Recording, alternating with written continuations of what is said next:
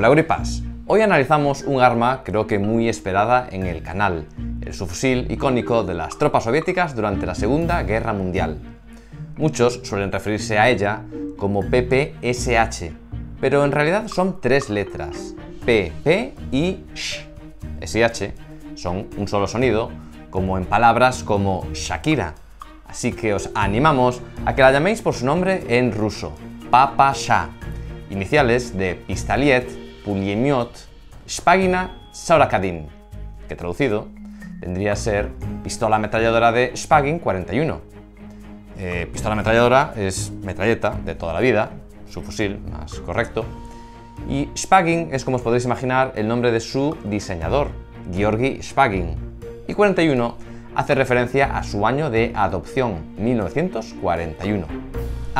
Que no se me olvide, el análisis de hoy lo haremos con una réplica de Airsoft de la marca S&T. Creo que su primer modelo, cuando tenía mejores acabados. No me preguntéis qué tal va en partidas porque no tengo ni idea. Nuestro compañero Jesús, que es quien me prestó esta réplica, la tiene exclusivamente para recreación histórica y le queda así de bien. Lo que sí puedo deciros es que esta réplica, al igual que el arma original, está fabricada en madera y metal. Aunque este no es su aspecto original de fábrica, sino que ha sido tratado por nuestro compañero Alexei. Si queréis un resultado similar, os animamos a que veáis un tutorial que preparamos sobre el tema. Pues la historia de esta arma se remonta hasta el año 1940, cuando el gobierno soviético lanzó una petición para crear un nuevo subfusil que fuese barato y, salvo las piezas más complejas, fácil de producir en masa por cualquier fábrica. Esta necesidad había surgido tras la invasión soviética de Finlandia, conocida como Guerra de Invierno, que tuvo lugar entre noviembre de 1939 y marzo de 1940. En este conflicto, el subfusil finlandés Suomi KP-31 demostró ser mucho más adecuado en combates a corta distancia que el largo fusil de cerrojo soviético. Es cierto que la URSS contaba ya con un arma similar, la PPD-3438, que fue mejorada con el modelo 40, pero este cambio no era suficiente, por lo que el ejército se propuso directamente adoptar una nueva pistola ametralladora. Y la solución la planteó Georgy Shpagin a finales de 1940 presentando una versión simplificada del subfusil PPD. Y así nació la Papa-Sha. Se trata de un subfusil accionado por retroceso con fuego selectivo gracias a esta pieza. Hacia atrás, fuego semiautomático y hacia adelante full auto. Semiautomático, ya sabéis, significa que entre cada disparo es necesario levantar el dedo del gatillo, y el modo automático gastará balas hasta que levantemos el dedo o se acabe la munición. La Papa-Sha, fabricada casi toda en chapa de acero estampado, es de cerrojo abierto. Eso significa que durante el ciclo de disparo, la compuerta de expulsión de la vaina permanece abierta. Mejor os lo enseño. Antes de accionar el arma, el cerrojo permanece en su posición más avanzada con la compuerta de extracción cerrada. Cuando se va a disparar, accionamos el cerrojo, echando la manilla hacia atrás, y en cada disparo se repite la siguiente acción. El cerrojo avanza, introduciendo un cartucho en la recámara y lo dispara. Y la fuerza del disparo hace que el mecanismo vuelva hacia atrás, expulsando el casquillo vacío por la compuerta superior. Cuando se agota el último cartucho, el cerrojo termina así, cerrado. Esto del movimiento en realidad podría haceros una demostración, porque esta réplica de Airsoft cuenta con efecto blowback, pero ahora mismo no tengo una batería. Siguiendo con la descripción de la réplica, esta pieza que rodea el cañón, oculto en su interior, es la chaqueta o tubo refrigerador. Todas estas aberturas cumplen la función de refrescar el cañón, pues las armas automáticas tienden a sobrecalentarse. Y es curioso que en el caso de la Papa-Sha, si os fijáis, este tubo no está unido por debajo. Los subfusiles, ya sabemos, se caracterizan por emplear munición de pistola, y en este caso el calibre escogido fue el 7,62 x 25 mm TT, más conocido en el mundo occidental como Tokarev, que era la misma munición empleada para la pistola soviética TT, que por cierto veremos en el canal. Tengo por aquí un cartucho inutilizado. Pues 7,62 es el diámetro de la bala y 25 el alto de la vaina, ambos en milímetros. Aunque no lo parezca, 7,62 es el mismo calibre que el de los fusiles de cerrojo Mosin-Nagant. De hecho, durante la guerra fue habitual reutilizar el cañón de un antiguo fusil cortándolo por la mitad, de forma que se disponía de dos cañones para producir dos nuevas Papa-Sha. Y ya que hablamos de la munición, echemos un vistazo a su cargador. Existieron dos modelos. El primero es el más famoso, el de tipo tambor, conocido en ruso como pandereta, y con capacidad para hasta 71 cartuchos, y que era una copia del cargador del subfusil finlandés KP-31. De hecho, hay un detalle en el cargador que lo delata, y es esta anilla o argolla. Si nunca os preguntasteis para qué sirve, os lo cuento. Mientras que las tropas soviéticas llevaban un segundo cargador en cartucheras como esta, sujetas al cinturón, el soldado finlandés no contaba con portacargadores, sino que lo llevaban directamente colgando del cinturón gracias a la anilla del cargador. Vamos, que cuando los soviéticos copiaron el cargador, lo copiaron tal cual. Aún así, buscando bien imágenes, se puede encontrar algunos, no muchos ejemplos, de esta práctica también en el bando soviético. Ahora veamos el cargador más de cerca. Para extraerlo, primero hay que abrir esta pieza, que lo libera y nos permite extraerlo. La verdad es que este sistema es bastante curioso, no sé si alguna arma más lo tiene. Si lo sabéis, dejadnos un comentario.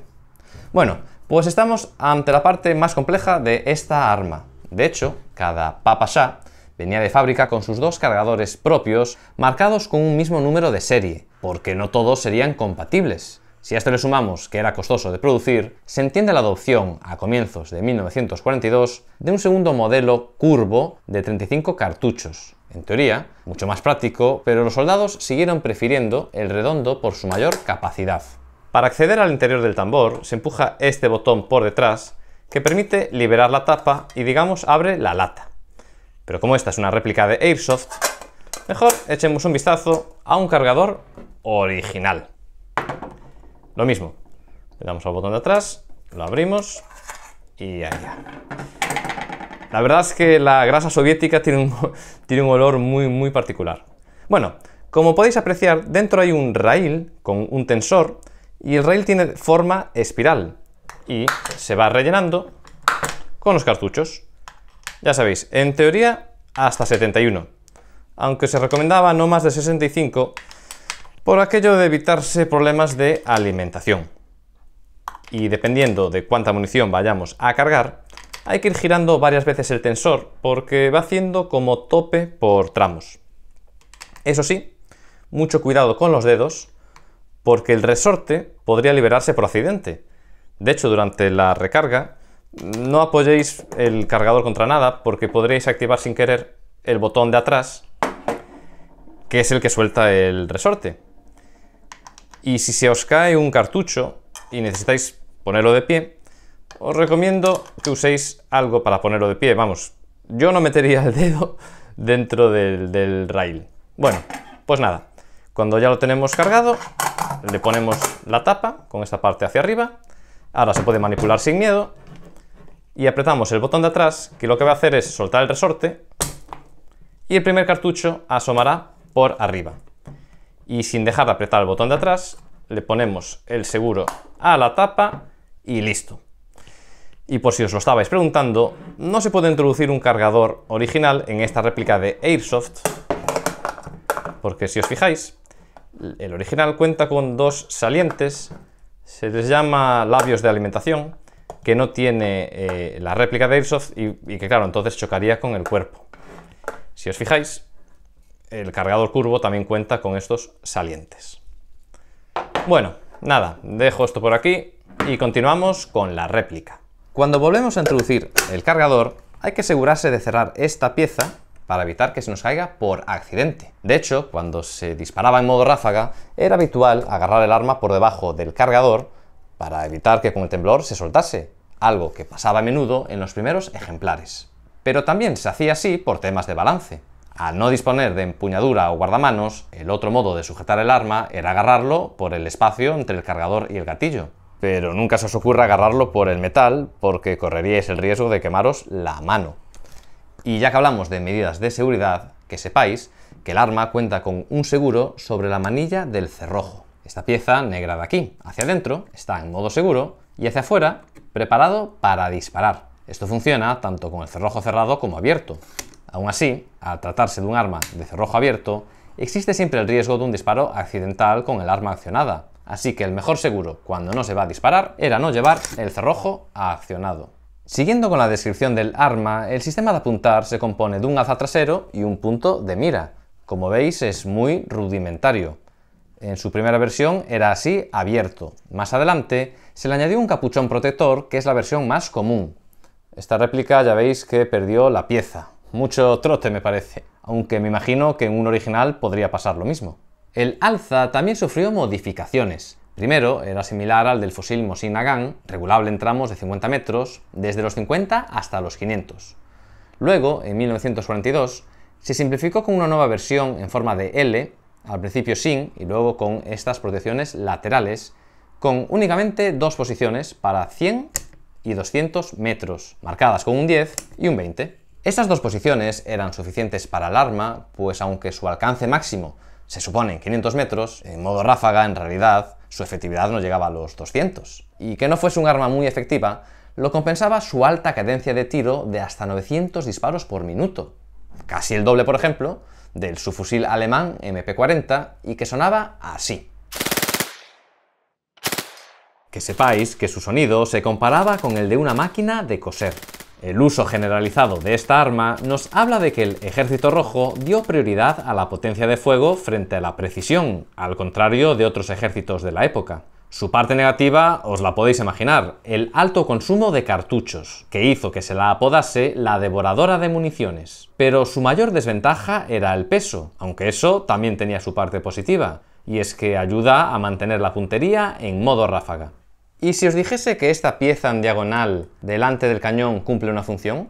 Es lo que se conoce como compensador o freno de boca. Si os fijáis, hay un espacio vacío, el cañón termina antes. Pues esto lo que hace es reducir el retroceso y ayuda a controlar la elevación en modo automático. Y disparando en la oscuridad, estos agujeros hacen que la Papa Shah cuente con tres características llamas a mayores del de la boca del cañón.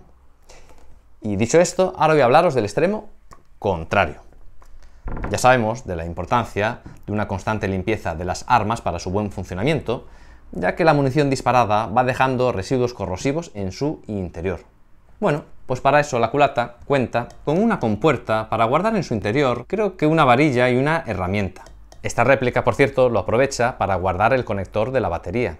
La forma de acceder al cañón y al mecanismo para su limpieza es muy sencilla. Se hace empujando la parte de atrás del recibidor, que se abre como una bisagra. En una arma original, aquí veríamos el cerrojo que se extrae, quedando este espacio completamente vacío. Esto demuestra lo de la sencillez del diseño. A su vez, el cerrojo se divide en dos piezas, y eso es todo, porque se buscaba que fuese una arma práctica, duradera y fácil de usar. Los propios alemanes apreciaban su rudeza y la gran capacidad del cargador, por lo que en caso de capturarlas no dudaban en emplearlas. Tras la guerra, numerosos ejércitos de la órbita soviética fueron equipados con la Papa Shah, además de fabricarse copias locales, y se utilizaron en innumerables conflictos de la Guerra Fría. Volviendo a la Segunda Guerra Mundial, para 1945 la producción de la Papa Shah era tal que se calcula que la mitad de todos los soldados del Ejército Rojo iban equipados con esta arma. Así se entiende que haya pasado a la historia como la representación del soldado soviético y que, junto al casco de acero y la capa de lluvia, esté presente en casi todos los monumentos que conmemoran a estos soldados. La historia de la Papa Shah en el ejército soviético, aunque intensa, es relativamente breve. En menos de una década después de su adopción, a partir de 1949 empezaría a ser sustituido por el fusil de asalto más famoso de la historia, el AK-47, siendo completamente reemplazado en la década de los años 60. Con este vídeo espero haberos dado a conocer los detalles más relevantes de esta arma. Y antes de despedirme, no puedo hacerlo sin agradecerles a Jesús y a Alexei por prestarme todo este material para hacer posible este vídeo. Y a vosotros, guripas, gracias por vernos. Esperamos vuestros comentarios. Y nada más, os esperamos en el próximo capítulo y rompan filas.